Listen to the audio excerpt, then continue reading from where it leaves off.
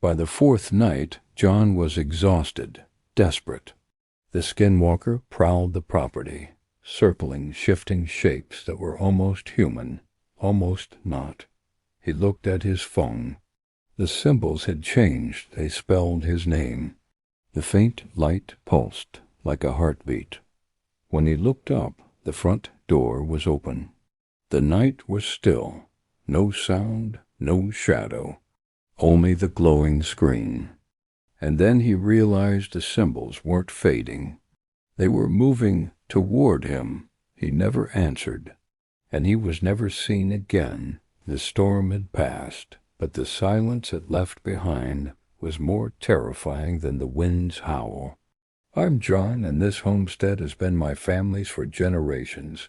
Now it feels like a cage. The floodwaters have turned my land into an island, and I'm not alone. They came with the receding waters. Creatures of nightmare whispered about in old tales, skinwalkers. At first it was just unsettling sounds. A frantic scratching at the door, a voice that sounded like my father's calling from the edge of the woods. But my father's been gone for 10 years. The sounds got bolder. Heavy thuds against the walls, the shriek of metal as something clawed at the tin roof of the barn. Sleep became a luxury I couldn't afford. I boarded up the windows, barricaded the doors, my heart hammering a frantic rhythm against my ribs. Every shadow danced with menace. Every creak of the old house was a footstep. I huddled in the kitchen, shotgun loaded, listening. The power was out, so my only light came from a flickering kerosene lamp. That's when I saw it. On the fogged-up kitchen window, a message was being drawn from the outside.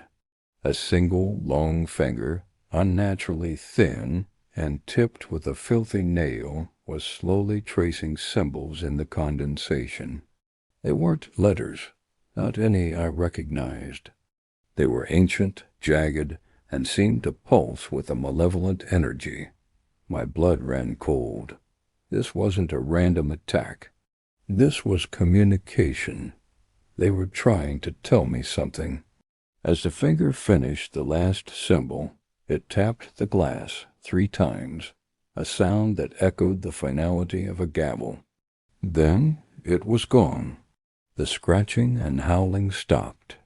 An even deeper, more profound silence fell over the homestead. I was left alone with the cryptic message, the lamp's glow making the symbols seem to writhe on the glass. I spent the next few days in a state of high alert, trying to decipher the message. I searched through my grandfather's old books, journals filled with local lore and strange encounters.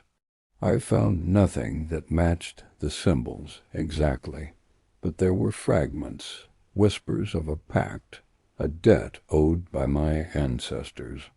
The skinwalkers weren't just hunting me, they were collecting.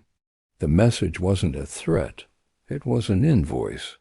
My valiant effort to fortify my home was pointless. They could have broken in at any time. They were toying with me, letting the dread marinate. I realized with sickening certainty that there was no escape. The water would recede, but they would remain. My family line had a dark secret, and the storm had just brought the collectors to my door. Last night, the voice returned. It wasn't my father's this time. It was a child's crying for help from the flooded fields. I knew it was a trap, but the sound was so full of despair.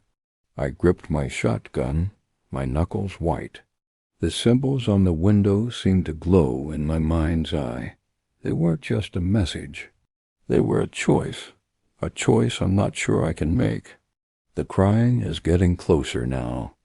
I don't know if I'll see another dawn. What would you do? What price would you pay to survive? Thanks for listening. If you enjoy tales from the dark corners of the world, make sure to follow for more.